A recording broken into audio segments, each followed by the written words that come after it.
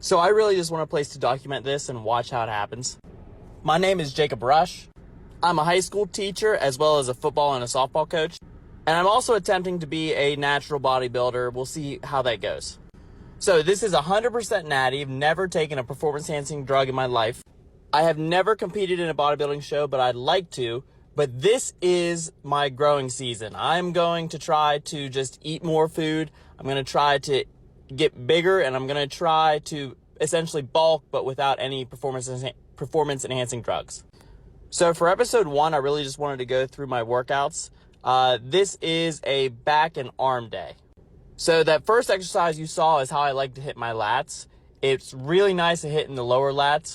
It's a half kneeling single arm cable pull down, but you need to use the lat pull down machine as your brace. This second exercise is obviously a seated single arm cable row. Because I'm pulling my elbow down and I'm focused on keeping my arm close to my body, I am still hitting the lat here. Even though it's a row, I'm not doing a pull down, it's still hitting the lat.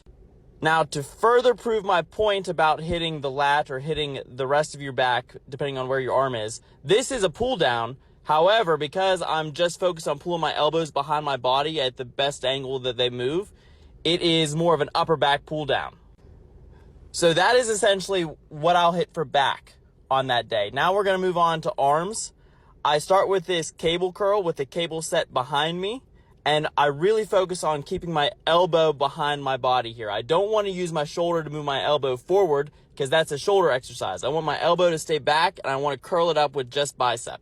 You'll notice I took my pump cover off. This is my favorite cutoff. Does anyone else have a favorite cutoff? Because this cutoff shows like only the good parts of my physique and covers all the bad parts, and it is just awesome. So if you have a favorite cutoff, just let me know. I hope that's relatable to people. Next, we have a single arm cable overhead extension.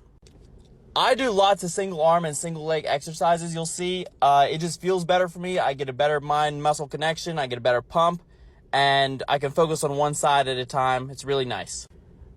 I move on to preacher curls here.